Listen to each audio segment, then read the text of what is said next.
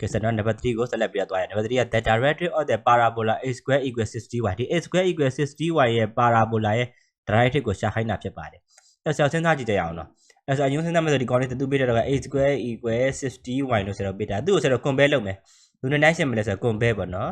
ဆိုတော့ compare 9 ရှင်းတယ်သူနဲ့ 9 ရှင်းနိုင်မယ်လဲဆိုလို့ရှိရင်ဆိုတော့ a square equals ဒီကောင်ပလက်မို့ဆို a square equals 4p1 နဲ့ 9 ရှင်းမယ်a square equal 4p1 9ရှင်းနိုင်မယ်ဆိုရင်ဒီမှာ 4p နဲ့6နဲ့ဆိုတော့ 4p equal 60ပေါ့ဒီမှာဆိုတော့9ရှင်းမယ်ဆိုရင်ဒီမှာ 4p နေရာ60ရှိတာဒါဆို p တန်မိုးက4ဆိုတော့ p တန်မိုးကဒီမှာဆို4လို့ရရှိသွားတာဖြစ်ပါတယ်အဲဒီကောင်မှာဆိုရင်ဘာတက်ပေါ့ဒါဆိုကျွန်တော်ကနေပြီးတော့ဘာတက်ကိုလို့ချင်းဒီကောင်ဒီဘာတက်ဒီ 0.0 မှာရှိမယ်ဆိုတော့သိရမယ်အဲ့တော့ a square equal 4p1 ဆိုတော့ဒီမှာ y တစ်ထက်ဆရာပြောမယ်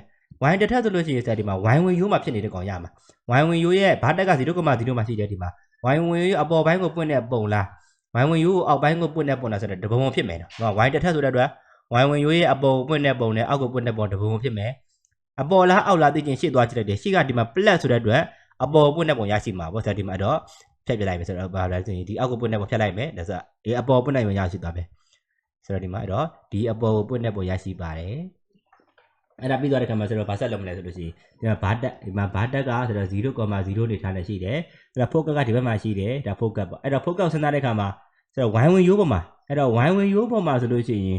y တန်ဖိုးဒီ y တန်ဖိုးပဲရှိမယ်8တန်ဖိုးမရှိဘူးအဲ့တော့8တန်ဖိုးက0 y တန်ဖိုးပဲရှိပါတယ်အဲ့တော့ y တန်ဖိုးပဲရှိတာဖြစ်ပါအဲ့ဒီကနေဆိုတော့8တွေ့တယ်ဆိုတော့0.b ပေါ့အဲ့ဒီမှာဆိုတော့နေပြီးတော့ y ဝင်ရိုးမှာဆိုလို့ရှိရင်8တန်ဖိုး0 y တန်ဖိုးပဲရှိတယ်8ဝင်ရိုးပေါ်မှာဆိုလို့ရှိရင်တော့ဘယ်လဲညာလဲပုံတွက်ဆိုလို့ရှိရင်8တန်ဖိုးက0ဖြစ်မယ်ဆိုတော့ဒီမှာ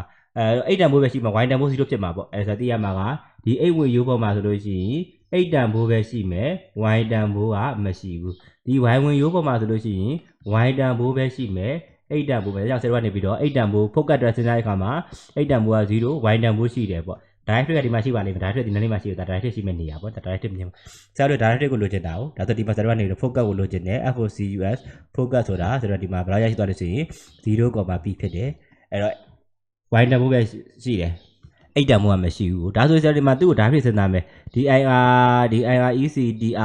ec drih directive ကိုစဉ်းစားတဲ့ကောင် directive ကသိရမှာဒီမှာဒါ8 coordinate ဒါ y coordinate ဒါဆို y မရှိလို့ y လို့ရေးတယ်ပြီးတဲ့ခါမှာ focus ဆက်နေမှာပြောင်းရေးလိုက်မယ် y equal minus b လीဒါဆိုအရင်ပိုင်းသင်္ကန်းမှာသင်ငယ်ပြီးသားပါအဲဒီမှာ y coordinate ရှိလို့ y မှာရှိလို့ y ဖြစ်တယ်ဒါကိုလက္ခဏာဆက်နေရေးလိုက်တဲ့ minus ဆိုတော့ y equal minus ဒါဆိုလို့ရှိရင် y က y ပဲ minus p တန်ဖိုးကဒီမှာ 4ဆိုတဲ့အတွက်